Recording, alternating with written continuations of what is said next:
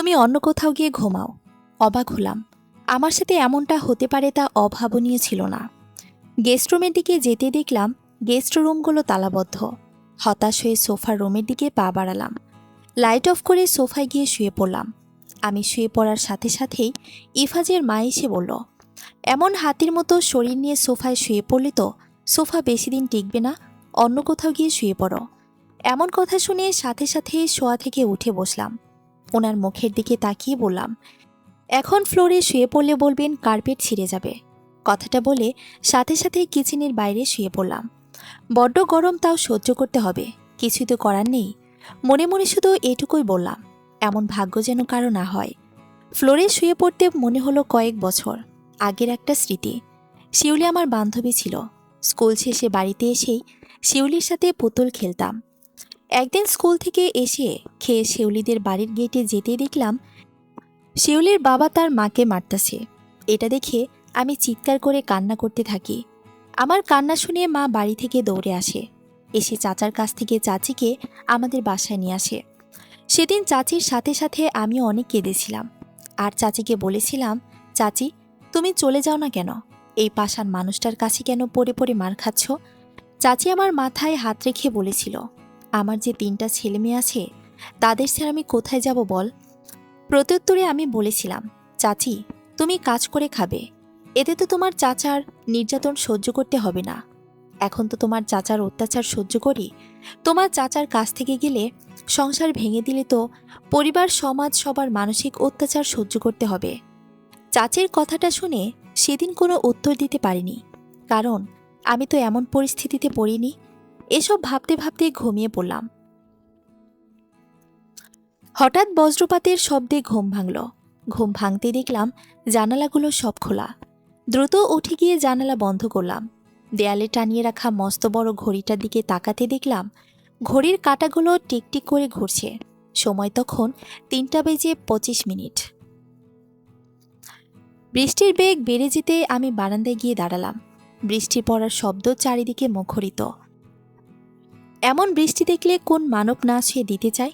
তাই আর নিজেকে আটকে না রেখে বৃষ্টি ছুঁয়ে দিতে ব্যস্ত হয়ে পড়লাম। হঠাৎ কেউ আমাকে স্পর্শ করতে ভয় পেয়ে গেলাম। পেছনে তাকাতে দেখলাম ইফাজ। আপনি এখানে? অন্য কাউকে আশা করেছিলে বুঝি? আমি আপনার মতো না। এটা বলে আবার বাহিরে হাত দিয়ে বৃষ্টির পানি ধরার চেষ্টা করছি। ইফাজ আমাকে হ্যাঁচকা টান দিয়ে ওর দিকে ঘুরিয়ে এক হাত দিয়ে আমার 2 গালে চেপে ধরে। তুই আমার মতো না মানে কি বোঝাতে চাচ্ছিস? আমার চোখের পানি ইফাজের হাতে পড়তেই ইফাজ আমার মুখ ছেড়ে দেয়। কিছুই বোঝাতে চায়নি। তো এত রাতে আমার কাছে কেন এসেছেন? স্বামীর অধিকার খাটাতে। ইফাজার চোখে আমার দিকে তাকিয়ে উত্তর দিল, টাকা দিয়ে কিনে বিয়ে করেছি। বিয়ে না করে পতিতা নিয়ে আসতেন। সাথে সাথে ইফাজ অতসীকে কয়েকটা থাপ্পড় মারে। অতসী চিৎকার করে কাঁদে না, শুধু চোখের পানি পড়ছে। চোখের পানি মুছে উত্তর দিল, বিয়ে করেছেন, স্বীকার করতে পারেন না? টাকা দিয়ে কিনেছেন, এটা স্বীকার করতে পারেন। তাহলে আমাকে কেন কিনে আনলেন? পতিতা আনতে পারতেন। খুব বার বেড়েছে তোর দেখি। তোকে এখন কতটা কষ্ট সহ্য করতে হয় দেখ। কষ্ট সহ্য করতে তো হবেই, কারণ আপনি আমাকে টাকা দিয়ে কিনেছেন। অত সে নিজেকে ছাড়ানোর ব্যর্থ চেষ্টা করল না। দিন কয়েকে যে এগুলো সহ্য হয়ে গিয়েছে। 5টার দিকে অত সে ঘুম থেকে উঠে ফ্রেশ হয়ে সোজা কিচেনে চলে যায়। কিচেনে গিয়ে নাস্তা বানাতে থাকে। 8টার আগে সকলের নাস্তা রেডি করে ফেলে। অত সে হঠাৎ করে নিচে বসে পড়ে। পাটা আর চলছে না। কদিন যদি বাবার বাড়ি গিয়ে থেকে আসতে পারত, তাহলে হয়তো শরীরটা একটু ভালো লাগতো। ভাবি, আপনি ফ্লোরে বসে আছেন কেন? আপনি কি অসুস্থ? চোখ তুলে তাকিয়ে দেখল সুমির ভাই রোহানিটা। রোহান দ্রুত জগ থেকে পানি গ্লাসে নিয়ে অতসীর দিকে এগিয়ে দিল। অতসী পানিটুকু খেয়ে হাঁপাচ্ছে। রোহান অতসীর হাত ধরে টেনে উঠালো, উঠিয়ে সোফায় নিয়ে বসালো। এটা ইফাজ দেখল। রোহান ইফাজকে দেখে বলল, ভাইয়া, ভাবি এত অসুস্থ, তাহলে ভাবিকে দিয়ে কাজ করাচ্ছ কেন? ইফাজ অতসীকে উদ্দেশ্য করে বলল, কি অতসী, এখন তো মনে হয় রোহানের দেওয়া পানি খেয়ে তুমি সম্পূর্ণ সুস্থ। অতসী কতক্ষণ চুপ থেকে আস্তে আস্তে ওপরে চলে গেল। অতসী রুমে যাওয়ার সাথে সাথেই ইফাজও রুমে ঢুকে দরজা বন্ধ করে দিল। ইফাজের মুখে সিগারেট ছিল। সিগারেটের ধোঁয়া অতসীর মুখের ওপর ছেড়ে বলল, রোহানকে তোর ভাল লাগে? রোহান আপনার ভাই হয় তো কি হয়েছে? আমার থেকে তো বেশি রোহানের জ্বলে। আপনারা তো আমার থেকে বেশি আপনার সুমির জন্য জ্বলে। ইফাজ হঠাৎ অতসীকে জড়িয়ে ধরে, কিন্তু জড়িয়ে ধরতেই অতসী পেটের সাইডে যন্ত্রণা অনুভব হতে থাকে। অতসী ইফাজকে ধাক্কা দিয়ে সরিয়ে ফেলে। ইফাজ জ্বলন্ত সিগারেট চেপে ধরেছিল অতসীর পেটের সাইডে। অতসী কান্না করতে করতে বলে, আল্লাহ একদিন আপনার বিচার করবে। আমাকে যে কষ্ট দিচ্ছেন তার থেকে 1000 গুণ কষ্ট আপনাকে পেতে হবে। ইফাজ হেসে রুম থেকে চলে যায়। অতসী দৌড়ে তানিয়া বেগমের রুমে চলে যায়। মা, আপনার ছেলে আমাকে সিগারেট দিয়ে পুড়িয়ে দিয়েছে। তানিয়া বেগম পানটা মুখে পড়ে দিয়ে বলল, তোমাদের স্বামী স্ত্রীর মধ্যে কি হয় না হয় তা আমাকে বলো না। তুমি যদি ভালো হতে তাহলে কি আমার ছেলে অমন করত? এছাড়া এতটুকু কষ্ট সহ্য না করতে পারলে স্বামীর সংসার করবে কি করে? মা, আপনাকেও বুঝি ইফাজের বাবা এমন জ্বলন্ত সিগারেট দিয়ে পুড়িয়ে দিয়েছিল? অতসী, চিল্লাবেন না। কেন চিল্লালে কি করবি তুই? এই মহিলা সাপের মতো ফেনা তুলেছে। এরা সাপের থেকেও বিষাক্ত। সাপের বিষ তো তোলা যায়, এই মানুষরূপী সাপগুলোর বিষ পৃথিবীর কোনো প্রান্তে গেলেও তুলতে পারবে না। অতসী রোহানকে খুঁজে বের করল। রোহানের ফোন দিয়ে অতসীর মাকে ফোন দিল। হ্যালো মা, আমি অতসী। ওপাশ থেকে অতসীর মা ভয় পেয়ে জিজ্ঞেস করে, কি হয়েছে মা? তুই কাঁদছিস কেন? তুমি আমাকে এখান থেকে নিয়ে যাও মা। শুধু এতটুকুই বলে অতসী কল কেটে দেয়। এবাড়িতে কেউ তাকে ফোন দিবে না, তা অতসী ভালো করে জানে। তাই তো রোহানকে খুঁজে বের করল। অতসী অনেক ভেবে সিদ্ধান্ত নিল ইফাজের সাথে থাকাও সম্ভব নয়। অতসী ইফাজকে রুমে খুঁজতে যায়, কিন্তু পায় না। তারপর পুরো বাড়িতে খুঁজতে শুরু করে কোথাও পায় না। অবশেষে ছাদে পা রাখতেই দেখল ইফাজ চা খাচ্ছে আর সুমির সাথে হেসে হেসে কথা বলছে। আমার একটা কথা ছিল, এখন সামনে থেকে যা, পরে শুনব। ইম্পর্টেন্ট কথা ছিল, বললাম তো সামনে থেকে যা। হ্যাঁ, আমি সারা জীবনের জন্য সামনে থেকে চলে যেতে চাই। আমি ডিভোর্স চাই।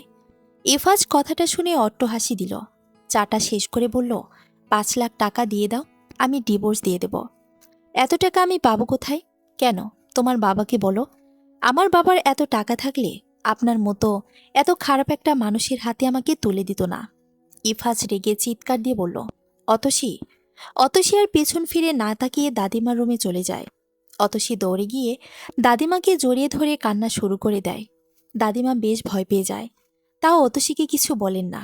কান্না করুক, কান্না করলে নিজেকে অনেকটা হালকা লাগবে। কিছুক্ষণ পর অতসীর শাড়িটা সাইড থেকে সরিয়ে দাদিমাকে দেখায়। দাদিমা পোড়ার দাগটা দেখে আটকে ওঠে। ফর্সা শরীরের দাগটা যে স্পষ্ট দেখা যাচ্ছে। ইফাজ তোকে এভাবে আঘাত করেছে? অতসী মাথা নাড়িয়ে মুখে আঁচল গুজে কান্না শুরু করে দেয়। হাবিবা বেগম অতসীর চোখের পানি মুছে দিয়ে বলল, কাঁদিস না বোন, ধৈর্য ধর। আল্লাহ তাআলা পবিত্র কোরআনে বলেছেন, হে বিশ্বাসীগণ, তোমরা ধৈর্য ধারণ করো এবং ধৈর্য ধারণ প্রতিযোগিতা করো। দাদিমা, মানুষ এত পাষাণ কিভাবে হতে পারে? তোর শাশুড়ি তানিয়া এর থেকে জঘন্য মানুষ আর হতেই পারে না। খুব লোভী মানুষ। আমার নামে আমার বাবা 5 তলা একটা বাড়ি লিখে দিয়ে গিয়েছে। এই বাড়িটার জন্য শুধু আমার সাথেই ভালো ব্যবহার করছে, নয়তো কবে ঘাট ধাক্কা দিয়ে বের করে দিত। কদিন আমাকে বিভিন্নভাবে বাড়িটা লিখিয়ে নিতে চেয়েছে, কিন্তু আমি দেইনি। দাদিমা, তোমার সাথেও উনি এমন করে? যদি সুযোগ পেত তাহলে করত। আমার নাতি নাতনিদের জন্য পারে না। এই মেয়েকে বিয়ে করার সময় পই পই করে তোর শ্বশুরকে বারণ করেছিলাম, কিন্তু তোর শ্বশুর আমার কথা শুনেননি। বাবা কি ভালোবেসে বিয়ে করেছে? না, আমার ছেলে ইমরুল বড্ড ভালো ছেলে ছিল। হঠাৎ তানিয়ার বড় বোন ইয়াসমিনকে দেখে ভালো লাগে। যখন ইয়াসমিনকে প্রেমের প্রস্তাব দেয় তখন ইয়াসমিন রাজি হয়ে যায়। তোর শ্বশুরের সময়ে ইয়াসমিন খুব স্টাইলিশ মেয়ে ছিল। ও সবসময় সেজেগুজে থাকতো, কখনো ঠোঁটের লিপস্টিক, হাতে একগুচ্ছ চুড়ি ছাড়া দেখিনি। ইয়াসমিনের বাবা ছিল এই এলাকার চেয়ারম্যান। আমি যখন বিয়ের প্রস্তাব নিয়ে ইয়াসমিনের বাবার কাছে যাই, উনি সরাসরি না করে দেয়। ইমরুলের কাছে উনি মেয়ে বিয়ে দেবে না। তখন তোর দাদা শ্বশুর মারা গিয়েছিল। আমাদের ফ্যামিলির ক্রাইসিস চলছিল। আমি বিয়ের প্রস্তাব নিয়ে যাওয়ার 1 সপ্তাহের মধ্যেই ইয়াসমিনকে তোর নানা শ্বশুর বিয়ে দিয়ে দেয়। এতে ইমরুল ক্ষিপ্ত হয়ে বলেছিল, আমি এই চেয়ারম্যানের 3 মেয়ে থেকে 1 মেয়েকে বিয়ে করবই। তানিয়া আগে থেকেই ইমরুলকে পছন্দ করত, তাই ইয়াসমিন বিয়ে কদিনের মধ্যেই ইমরুল তানিয়াকে বিয়ে করে ফেলে। কিন্তু তানিয়ার সাথে বনিবনা কখনো ভালো হতো না ইমরুলের। সবসময় মানসিক অশান্তিতে রাখত ইমরুলকে। হঠাৎ একদিন আমার ইমরুল আমাদের ছেড়ে কোথায় চলে গেল, তার কখনো কেউ খুঁজে পেলাম না। দেখতো, একদিন আমাদের চলার মতো টাকা পর্যন্ত ছিল না। তখন আমরা খুব সুখেই ছিলাম। যখনই টাকা পয়সা হাতে আসতে শুরু করলো, সংসারটাও অশান্তিতে পরিপূর্ণ হয়ে গেল। হাবিবা বেগম কথাগুলো বলেই কাঁদছে। অতসী খুব মনোযোগ দিয়ে কথাগুলো শুনল। কিছুক্ষণ চুপ থেকে বলল, দাদিমা, আমাকে বাবার ছবি দেখাতে পারবে? কেন পারবো না, তুই বস, আমি ছবি নিয়ে আসি। অতসীকে বসিয়ে খাটের নিচ থেকে একটা সুটকেস বের করে। ওপরে খুব ময়লা জমে আছে। অতসী উঠে গিয়ে ময়লাগুলো পরিষ্কার করে দিল। হাবিবা বেগম চাবির গোছা বের করে চাবি দিয়ে সুটকেস খুলল। অতসীকে বের করে একটা অ্যালবাম দিল। প্রথমে পাতা খুলতেই দাদিমা বলল, এটা তোর দাদা শ্বশুর। অতসী হেসে বলল, বেশ মানিয়েছেন তোমাদের দুজনকে, কি সুন্দর কাপড় পিক তুলেছ, কিন্তু ছবিটা সাদা কালো। হাবিবা বেগম হাসি দিয়ে পরের পাতা উল্টিয়ে বলল, এ হলো তোর শ্বশুর। অতসী মন দিয়ে দেখল, খুব স্মার্ট উনি। একটা প্যান্ট পরা, তাও আবার অনেক লস, কিন্তু টাকনোর ওপরে, মাথায় টুপি দেওয়া। অতসী হাসি দিয়ে বলল, অনেক আগের ছবি তাই না দাদিমা, তাও এটা রঙিন। হাবিবা বেগম আরেকটা পাতা উল্টাতেই একটা মেয়ের ছবি বের করে দেখালো। এটা হলো ইয়াসমিন। অতসীর ছবিটা দেখে থমকে যায়। উনি দেখতে অনেক সুন্দর।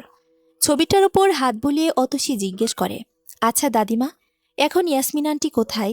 ওনাকে তো একবারও আসতে দেখলাম না। ইয়াসমিনের বিয়ের 6 মাস পরে অন্তঃসত্ত্বা অবস্থায় আগুনে পুড়ে মারা গেছে। নতুন বউ, কোথায় গো তুমি? সারা বাড়ি খুঁজে আসলাম। রানুকে দেখে অতসী উঠে গিয়ে জিজ্ঞেস করল, কেন, কি হয়েছে? তোমার মা এসেছে। অতসী এক মুহূর্তের জন্য না দাঁড়িয়ে দৌড়ে নিচে চলে যায়। অতসী তার মাকে জড়িয়ে ধরে ইচ্ছে মতো কান্না করে, মা, আমাকে এখান থেকে নিয়ে যাও। কি হয়েছে আগে বলতো, আমি এখানে থাকলে ওরা আমাকে বাঁচতে দিবে না মা। অতসী, কি হয়েছে খুলে বলবি তো? তানিয়া বেগম হাসি দিয়ে এসে বলল, বোঝেনি তো, আজকালকার ছেলে মেয়ে দুজনের মধ্যে একটু কথা কাটাকাটি হয়েছে, এই জন্য অতসী এমন করছে। মা, আমি চলে যাব বললাম তো। অতসী, বস এখানে। শুনে নাপা, আপনার মেয়েকে একটু বোঝান, স্বামী স্ত্রীর মধ্যে এমন একটু আধটু কথা কাটাকাটি হয়, তাই বলে কি চলে যেতে হবে নাকি? এটুকু বলেই তানিয়া বেগম চলে গেল। অতসীর মা অতসীকে টেনে এনে সোফায় বসালো। তারপর আস্তে আস্তে জিজ্ঞেস করলো, ইফাজের সাথে কি রাগারাগি হয়েছে? মা, রাগ তো সবার সাথে করা যায় না, তাহলে কি ইফাজ বকা দিয়েছে? মা শোনো, আমি এত কিছু বলতে পারবো না। আমি এই সংসার করতে চাই না, আমার ডিভোর্স লাগবে। অতসী।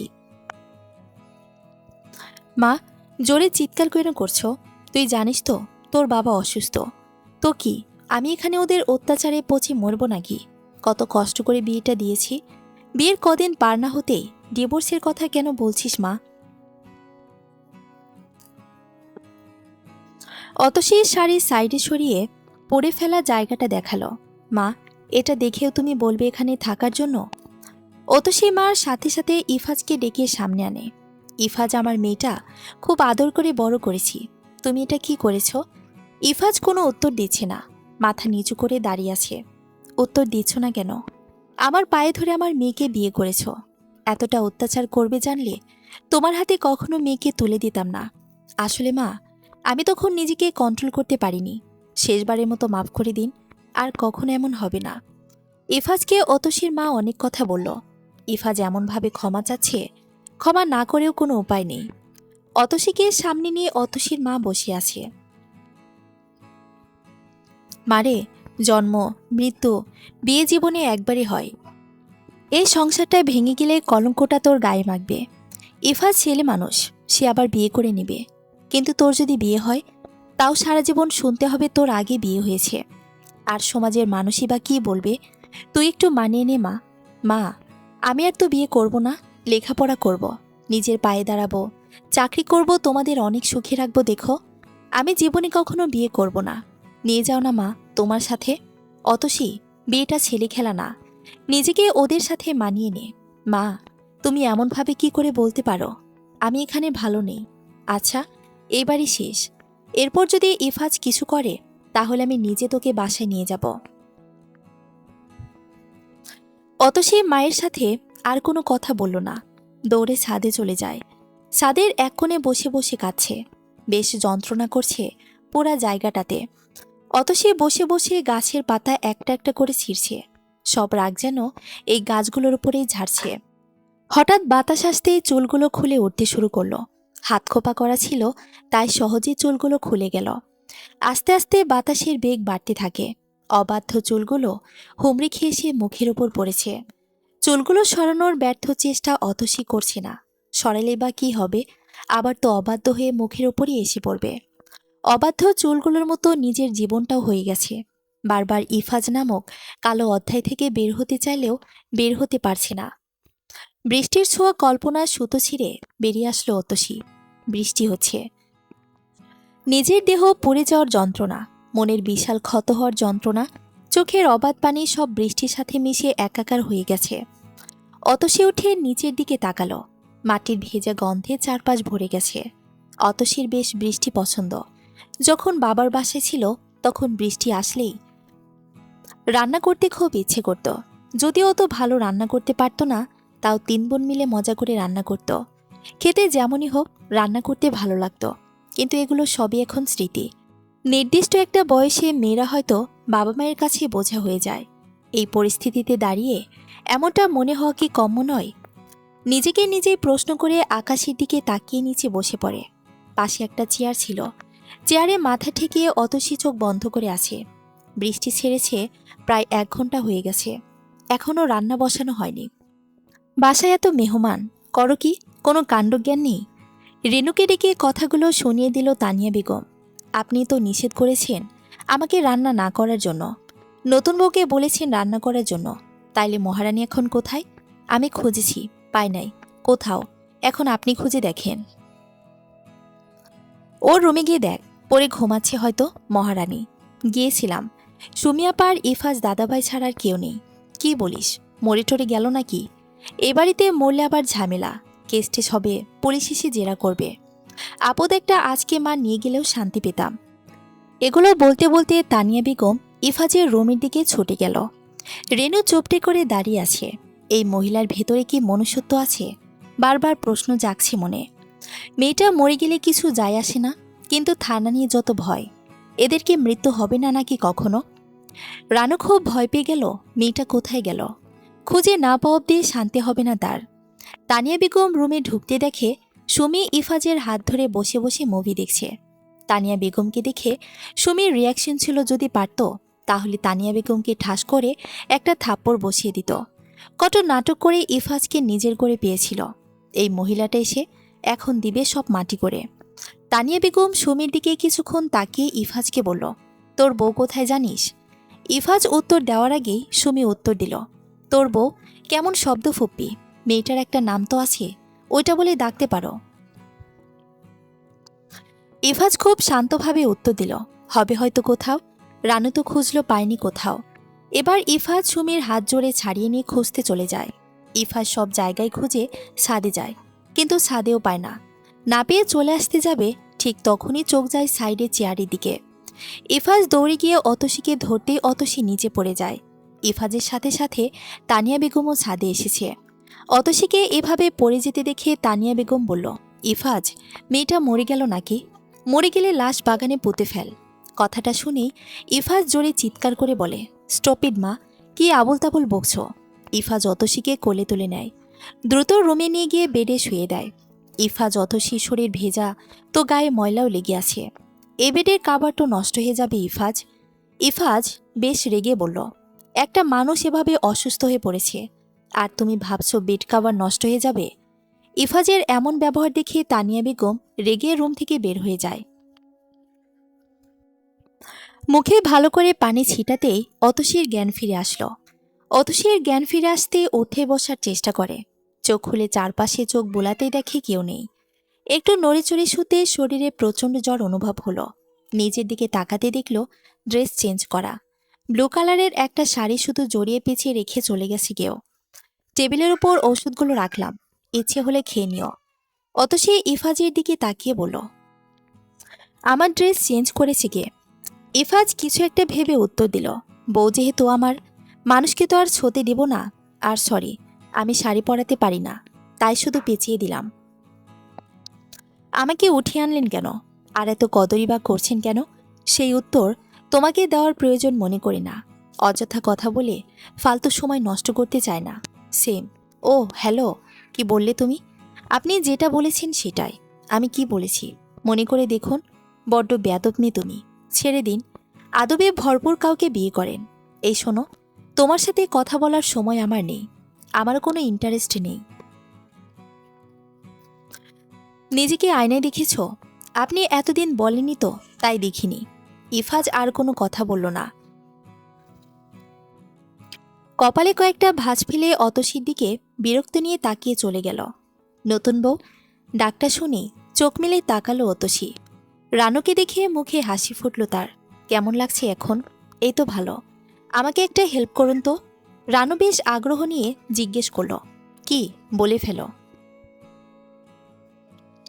ওই আলমারিতে দেখো, আমার একটা 3 পিস আছে, হোয়াইট কালার, একটু বের করে দিবা? রানু ঝটপট গিয়ে আলমারি থেকে জামাটা বের করে আনলো। অতসী রানুর হেল্প নিয়ে জামাটা পরে ফেলল। রানু অতসীকে বসিয়ে চুলগুলো ভালো করে মুছে দিয়ে চলে গেল। উফ, শাড়িতে কেমন অস্বস্তি লাগতো। কয়েকদিন শাড়ির মধ্যে পা লেগে পড়ে গিয়েছিলাম। আগে কখনো শাড়ি পরে এতটা টাইম থাকিনি, তাই হয়তো এমন হয়েছে। রানু হাতে একটি প্লেট নিয়ে রুমে ঢুকেছে। হাতে খাবারের প্লেট দেখেই অতসী বলল, আমাকে ভর্তা করে দিতে পারবে রানু? কি ভর্তা খাবা বলে ফেলো। ভর্তা বানাতে আমি প্রস্তুত রানিমা। কথাটা বলেই রানু হাসি দেয়। অতসী ভ্রুকুচকে আর চোখ তাকিয়ে বলল, এটা কি বললে? দেখো না, খালাম্মা তোমাকে মহারানী ডাকে রাগ করে, আর আমি রানী বলে সম্বোধন করলাম ভালোবেসে। তুমি তো আমার কাছে রানীর মতোই। এই বাসায় কেউ আমাকে যথার্থ সম্মান দিলে ওইটা তুমি। এখন বলে ফেলো, কিসের ভর্তা খাবে? শুটকি মাছের ভর্তা, আর কালো জিরা, আর ফ্রিজে যে মাছ আছে তার ভর্তা করে নিয়ে আনো প্লিজ। তুমি 10টা মিনিট বসো, আমি করে আনছি। অতসী জোর হলে এই ভর্তাগুলো বানিয়ে খাওয়া তোমা। বেশ কিছুক্ষণ পর, ভাবি আসবো? রোহানকে দেখে মনটা ভার হয়ে যায়। ইভা যখন রুমে ঢুকে দেখতে পারলি তো আবার কোনো ঝামেলা পাকিয়ে বসে গিয়ে জানে। তাও মুখে কৃত্রিম হাসি টেনে বলল, আসুন, কেমন আছেন এখন? এই তো আলহামদুলিল্লাহ ভালো। রাতে খেয়েছেন? এই তো খাবার চলে এসেছে, এখন খাবে। রানু হাতে ভর্তা নিয়ে হাজির। ঝটফট ভর্তা দিয়ে ভাত মাখিয়ে অতসীকে খাইয়ে দিতে থাকে। কি সুন্দর লাগছে মেয়েটাকে। ফর্সা মুখে নাকের ওপর ফুলটা ঝলঝল করছে। চুলগুলো ছেড়ে রাখায় মুখের সৌন্দর্যটা আরও বাড়িয়ে দিয়েছে। এত সুন্দর একটা মেয়েকে কিভাবে তারা এত অত্যাচার করে, তাও মেয়েটা মুখ বুজে সহ্য করে। রোহান কথা বলছে আর অতসীকে খুব গভীরভাবে পর্যবেক্ষণ করছে। হঠাৎ ইফাজ রুমে ঢুকল। রোহান কথা বলছে, অতসী হেসে হেসে উত্তর দিচ্ছে। ইফাজ বিদ্যুৎ গতিতে অতসীর প্লেটটা ছুঁড়ে ফেলে দিয়ে অতসীর মুখ চেপে ধরে। অতসীর চোখ দিয়ে পানি পড়তেই রোহান এসে ইফাজকে ধাক্কা দেয়। ভাইয়া, এটা কি করছো? ভাবি ব্যথা পাচ্ছি তো। ভাবি ব্যথা পাচ্ছে নাকি তুই ব্যথা পাচ্ছিস তা তো দেখতে পাচ্ছি। ভাইয়া, তুমি কি পাগল? এত নিচু মন মানসিকতা। রোহান, তুই চলে যা আমার সামনে থেকে। আমার বউয়ের আশেপাশে কখনো আসবি না। বউ কাকে বলছো ভাইয়া? অত্যাচারের পাত্র বলতে পারো। আসার পর থেকে দেখছি ভাবিকে তোমরা কিভাবে রেখেছ। একটা মানুষ এত মানসিক শারীরিক অশান্তির মধ্যে কিভাবে থাকতে পারে বলতে পারবা? আমার বউ আমাকে বুঝতে দে। রোহান আর কোনো কথা বলল না, রুম থেকে বের হয়ে গেল। রানু বেগম এক কোণে কাচুমাচু হয়ে দাঁড়িয়ে আছে, ভয় পাচ্ছে যদি অতসীর গায়ে আবার হাত তোলে। ইফাজ রানুর দিকে তাকিয়ে চিৎকার করে বলল, দাঁড়িয়ে তামাশা দেখছেন এখানে? যান, আপনার কাজ করেন। যাচ্ছি ভাইজান। ইফাজ অতসীর সামনে গিয়ে বলল, এই ড্রেস পরেছিস কেন? ভুল হয়েছে, এখন থেকে বাথরুমে গেলেও আপনার অনুমতি নিয়ে যাব। সবসময় ঠোঁটের সামনে কথা প্রস্তুতি থাকে। আমি কথা বলতে লেট হতে পারি, কিন্তু তোর উত্তর দিতে লেট হয় না। এখন কি কথাও আপনার অনুমতি নিয়ে বলবো নাকি? আর একটা কথা বলে। অতসী ডোন্ট কেয়ার ভাব নিয়ে বলল, কি থাপ্পড় মারবেন তো? রোহানের সাথে কথা বলবি না। আপনি যখন সুমির সাথে ঢলাঢলি করেন, আমি কিছু বলি? সুমি আমার বোন, রোহানও আমার ভাইয়ের মতো। ভাই থেকে বড় হতে বেশি সময় লাগে না, বোন থেকে বউ হতে বেশি সময় লাগে না। ইফাজ থাপ্পড় দেওয়ার জন্য হাত বাড়াতেই অতসী হাতটা ধরে ফেলে। সাবধান ইফাজ চৌধুরী, মেয়েরা যেমন সহ্য করতে জানে তেমনি প্রতিবাদও করতে জানে। যেভাবে ভালোবাসতে জানে কষ্ট পেলে সেভাবে আঘাত করতেও জানে।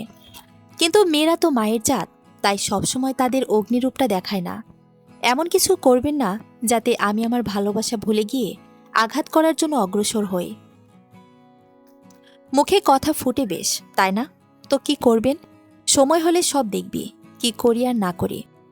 ওকে, আশায় থাকলাম আপনার সিনেমা দেখার। সিনেমা মানে আপনি যা দেখাবেন তা সিনেমার থেকে কম হবে না, আমি শিওর। গায়ে হাত তুলতে চাচ্ছি না। কথাটা বলেই ইফাজ রুম থেকে বের হয়ে যায়। অতসী পাশে রাখা টেবিলের ওপর থেকে পানি খেয়ে আবার শুয়ে পড়ে। এত মানসিক অশান্তি আর নিতে পারছি না। এখান থেকে বের হতে পারলেই শান্তি।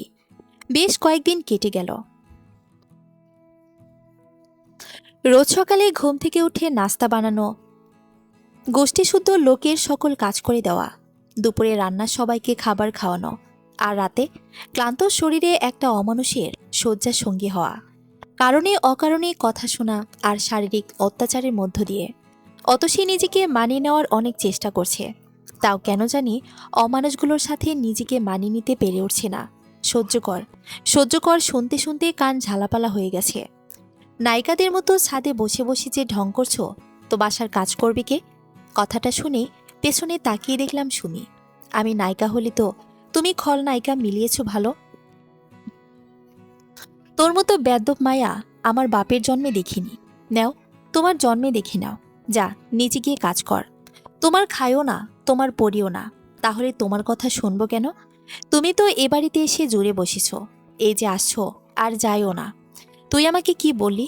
তোকে যদি এই বাসা থেকে না বের করেছি তাহলে আমার নামও সুমি না। যাও প্লিজ, আমাকে এই বাসা থেকে বের করে দাও।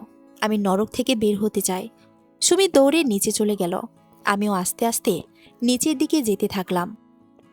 প্রায় দুপুর হতে চলল, রান্না বসাতে হবে। ইদানিং সুমি আমার সাথে আঠার মতো লেগে আছে। আল্লামাকে এই কোন পরীক্ষায় ফেলেছে কে জানে। আমি কিচেনে ঢুকে সবজিগুলো ফ্রিজ থেকে বের করলাম। রানুকে ডাকতে বাহিরে যেতেই আমার শাশুড়ি সিংহের মতো গর্জন দিয়ে বলল, তুই সুমিকে কি বলেছিস? কিছু বলিনি মা। হঠাৎ উনি আমার চুলের মুঠিতে ধরে আমাকে টানতে টানতে রুম থেকে বের করে দেয়। ব্যথা সহ্য করতে না পেরে আমি ওনার হাত ছাড়িয়ে নেওয়ার চেষ্টা করতেই উনি নিচে পড়ে যায়।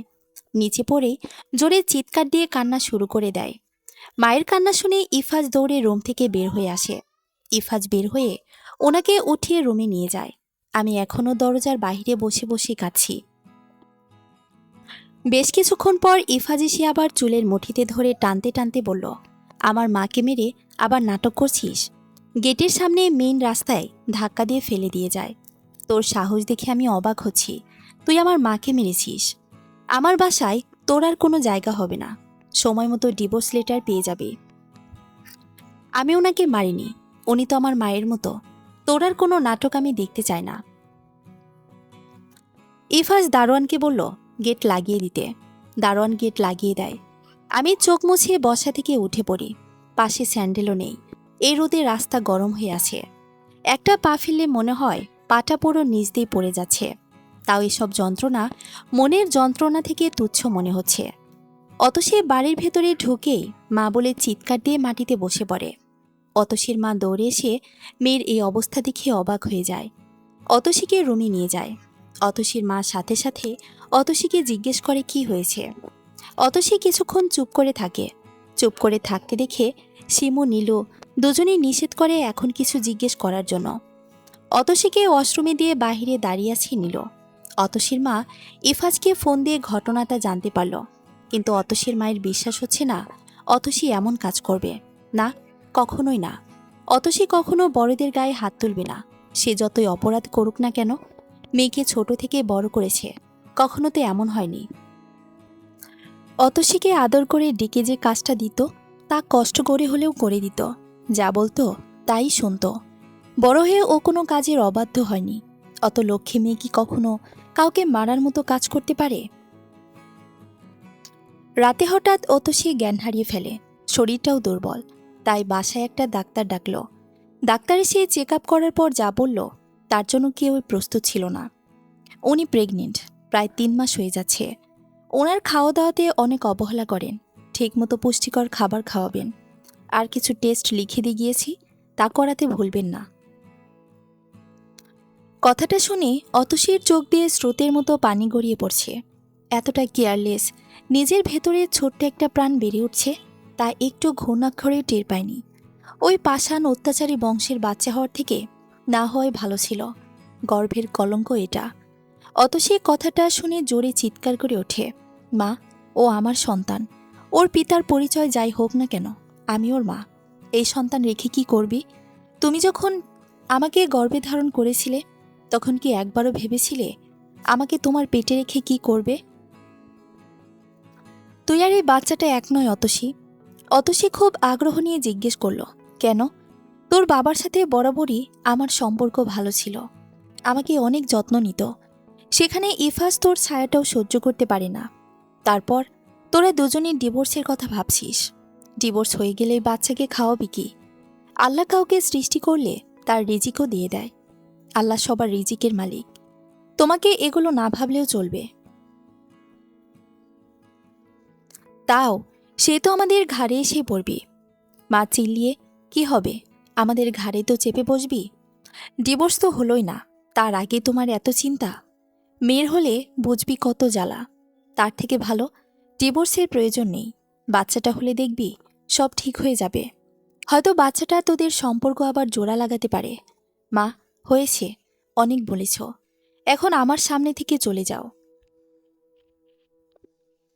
অতসী বালিশে মুখ গুজে কাঁদছে। কাঁদবে নাইবা কেন? যখন শুনেছিল মা হবে, তখন তো মনের ভিতর সুপ্ত অনুভূতিগুলো নাড়াচাড়া দিয়ে উঠেছিল। এমন অনুভূতি এইটুকু জীবনে কখনো অনুভব হয়নি। হয়তো ইফাজ অনেক অত্যাচার করেছে, কিন্তু বাচ্চাটা তো আল্লাহর দান। অতসীর কত শত স্বপ্ন বুনত বিয়ের আগে। ছোট্ট একটা সংসার হবে, মা হবে, ছোট ছোট হাত পাগুলো বারবার ছুঁয়ে দেখবে, ছোট মুক্তাতে অসংখ্য চুমু দিয়ে ভরিয়ে দেবে। আর যখন কান্না করবে, তখন হাজার গল্পের ঝুড়ি খুলে বসবে। আদর করে বুকে জড়িয়ে সে কি আনন্দ। আর বরটা খুব আদর করবে। প্রতিদিন কাজ শেষে বাসায় ফিরে আর যাই হোক ভালো করে দুটো কথা বলবে। কিন্তু সবার ভাগ্য তো আর এক নয়। অতসী জানালার গ্রিল ধরে দাঁড়িয়ে আছে। এত কষ্টের মধ্যেও কেন জানি আনন্দ লাগছে। আসার পর থেকে কেউ একবার কল দিয়ে জিজ্ঞেসও করেনি কেমন আছি। নিজেই নিজের বোকামির কথা ভেবে হাসি পাচ্ছে। যারা বাসা থেকে বের করে দিল, তারা নাকি আবার কল দিয়ে জিজ্ঞেস করবে কেমন আছে। আপু, তুই কি পাগল হয়ে গেছিস? এভাবে হাসছিস কেন? অতসী হঠাৎ কারো শব্দ শুনে ভয় পেয়ে গেল। পিছন ফিরে দেখল শিমু। অনেকদিন হাসা হয় না, তাই একটু হেসে দেখলাম। বাবা ডাকছে। কখন থেকে? তুই শুনিসনি? না তো। আচ্ছা তুই যা, আমি বাবার কাছে আসছি। আমি মাথায় ওড়নাটা দিয়ে বাবার রুমের দিকে পা বাড়ালাম। দরজায় দাঁড়িয়ে অনুমতি চাইতেই বাবা জোরে কেঁদে উঠল। আমি দ্রুত গিয়ে বাবাকে জড়িয়ে ধরলাম। মারে, আমি তোকে এই আগুনের মধ্যে ফেলেছি, আমাকে তুই মাফ করে দিস।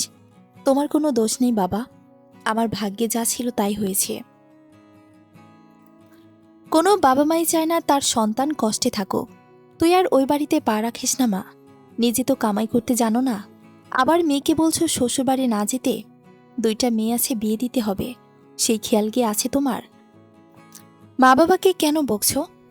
বললাম তো, আমি তোমাদের সংসারে বোঝা হয়ে থাকবো না। শোনো মেয়ে, এত কিছু করে লাভ নেই। ইফাজ আসলে সোজা চলে যাবি। মেয়েদের এত তেজ থাকা ভালো না। অতসী কিছু না বলে শুধু চোখ মুছিয়ে রুম থেকে বের হয়ে আসে। মা তো খারাপ কিছু বলেনি, ভয় পাচ্ছে আমি আমার সন্তান বাড়তে খরচ হয়ে দাঁড়াবো তাই। ভাগ্য কি কখনো পরিবর্তন হবে না? কিন্তু যাই হয়ে যাক, ওই বাসায় আমি যাচ্ছি না, তা শিওর। হঠাৎ ফোন বেজে উঠতে রিসিভ করলো মা। কিছুক্ষণ কথা বলেই ফোনটা আমাকে দিল। হয়তো ইফাজ হবে, তাই ফোনটা ধরতে চায়নি। মা জোর করে আমার কানে দিয়ে চলে গেল। কণ্ঠটা চিনতে অসুবিধে হলো না। দাদিমা কল দিয়েছে। কেমন আছিস তুই? এই তো দাদিমা, ভালো। আর কত রাগ করে থাকবি? এবার তো বাসায় চলে আয়। সবার ভাগ্যে কি আবার সব সুখ থাকে বলো? কদিন পর বাচ্চার মা হবি। এখন এসব রাগ অভিমান ভুলে চলে আয়। আমি আসিনি দাদিমা, বিনা অপরাধে বের করে দেওয়া হয়েছে। নিজের সংসার ধরে রাখতে হয়। বিয়ে হলে কত ঝড়ঝাপটায় না কাটাতে হয়। যদি ইফাজ ঠিক থাকতো তাহলে সংসার ধরে রাখার চেষ্টা করতাম। যে সংসার আমার না, তা ধরে রাখার কোনো প্রশ্নই আসে না। অতসী চলে আয় বোন, এসব জেদ করিস না। একদিন দেখবি সব ঠিক হয়ে যাবে। ইফাজ পরিবর্তন হবে। ইফাজ পরিবর্তন হবে তা আমিও জানি, কিন্তু আমি চলে যাওয়ার পর। আচ্ছা দাদিমা, রাখি, পরে আবার কল দিব। এটুকু বলেই ফোন কেটে দিলাম। যত কথা বলবো তত এসব কথা শুনতে হবে। দুপুরের খাবার খেয়ে চোখ বন্ধ করে শুয়ে আছি, অমনি কলিং বেল বেজে উঠল। আমার শরীরটা ভালো নেই, তাই আমি উঠলাম না। আগের ন্যায় চোখ বন্ধ করে শুয়ে পড়লাম। অতসী ডাকটা শুনেই চোখ মেলে তাকাতেই দেখলাম ইফাজ এসেছে, সাথে আরেকটা লোক। ইফাজ আমার দিকে তাকিয়ে বলল, ডিভোর্স চাচ্ছিলে না? তার আগে আমার টাকাটা দিয়ে দাও। কিসের টাকা? ন্যাকা সেজো না, খুব ভালো করে জানো কিসের টাকা। টাকা দেওয়ার সময় তো আমাকে দেননি, তাহলে এখন আমার কাছে খুঁজছেন কেন? তোমার মা তো নিয়েছে, তাহলে মায়ের কাছে খুঁজুন। চলবে। গল্প স্পর্শ, দ্বিতীয় পর্ব। তৃতীয় পর্ব পড়ার আমন্ত্রণ রইল। ধন্যবাদ সবাইকে।